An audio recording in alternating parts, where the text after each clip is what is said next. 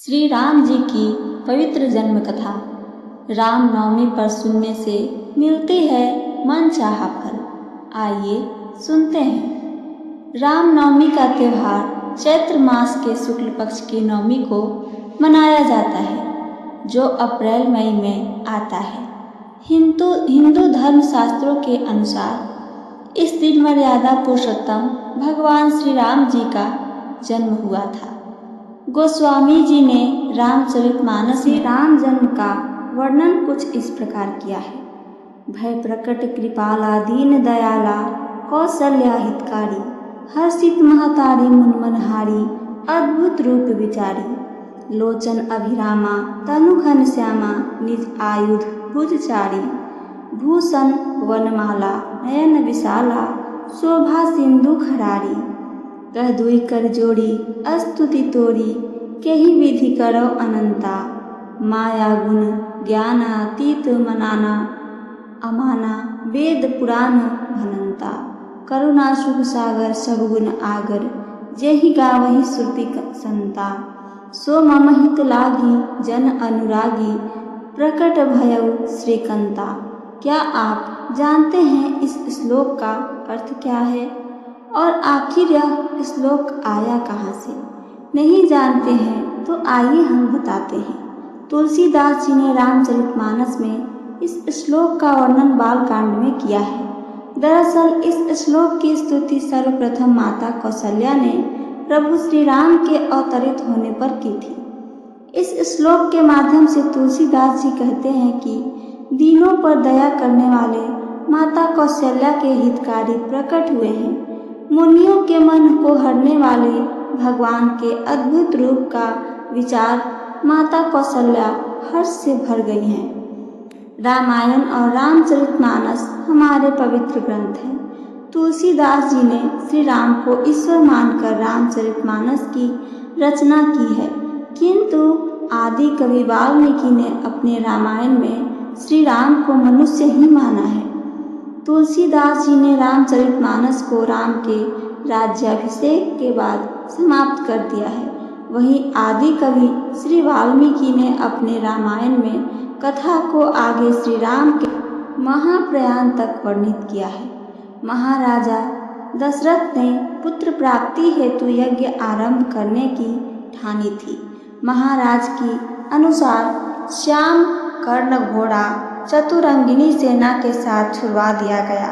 महाराज दशरथ ने समस्त मनस्वी तपस्वी विद्वान ऋषि मुनियों तथा वेद विज्ञ प्रकांड पंडितों को यज्ञ संपन्न कराने के लिए बुलावा भेज दिया।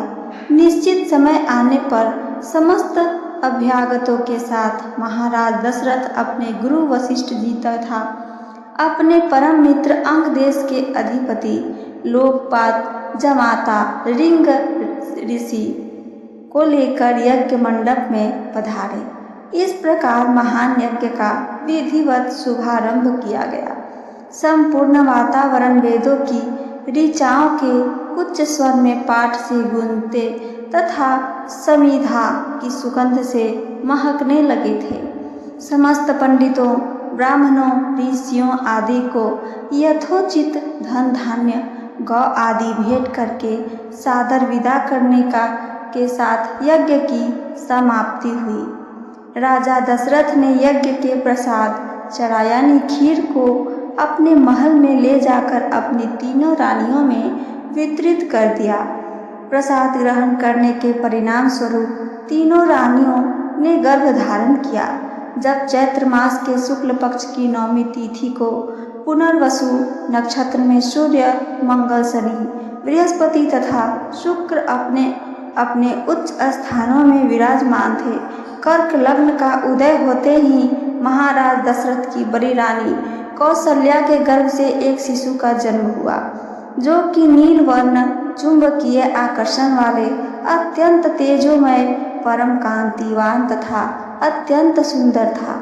उस शिशु को देखने वाले देखते ही रह जाते थे। इसके पश्चात शुभ नक्षत्रों और शुभ घड़ी में महारानी कैकेयी के एक तथा तीसरी रानी सुमित्रा के 2 तेजस्वी पुत्रों का जन्म हुआ।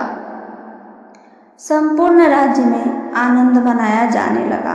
महाराज के 4 पुत्रों के जन्म से उल्लास में गंधर्व गान करने लगे और अप्सराएं नृत्य करने लगी। देवता अपने विमानों में बैठकर पुष्प वर्षा करने लगे। महाराज ने उन्मुक्त हस्त से राजद्वार पर आए भाटचारण तथा आशीर्वाद देने वाले ब्राह्मणों और याचकों को दान दक्षिणा दी। पुरस्कार में प्रजाजनों को धन धान्य तथा दरबारियों को रत्न आभूषण प्रदान किए। चारों पुत्रों का नामकरण संस्कार महर्षि वशिष्ठ के द्वारा किया गया तथा उनके नाम रामचंद्र, भरत, लक्ष्मण और शत्रुघ्न रखे गए। आयु बढ़ने के साथ ही साथ रामचंद्र गुणों में भी अपने भाइयों से आगे बढ़ते तथा प्रजा में अत्यंत लोकप्रिय होने लगे। उनमें अत्यंत विलक्षण प्रतिभा थी, जिसके परिणाम स्वरूप अल्पकाल में ही वे समस्त विषयों में पारंगत हो गए। उन्हें सभी प्रकार के अस्त्र शस्त्रों को चलाने तथा हाथी, घोड़े एवं सभी प्रकार के वाहनों की सवारी में उन्हें असाधारण निपुणता प्राप्त हो गई। वे निरंतर माता पिता और गुरुजनों की सेवा में लगे रहते थे। उनका अनुसरण शेष 3 भाई भी करते थे। गुरुजनों के प्रति जितनी श्रद्धा भक्ति इन चारों भाइयों में थी, उतना ही उनमें परस्पर प्रेम और सौहार्द भी था। महाराज दशरथ का हृदय अपने चारों पुत्रों को देखकर गर्व से आनंद से भर उठता था।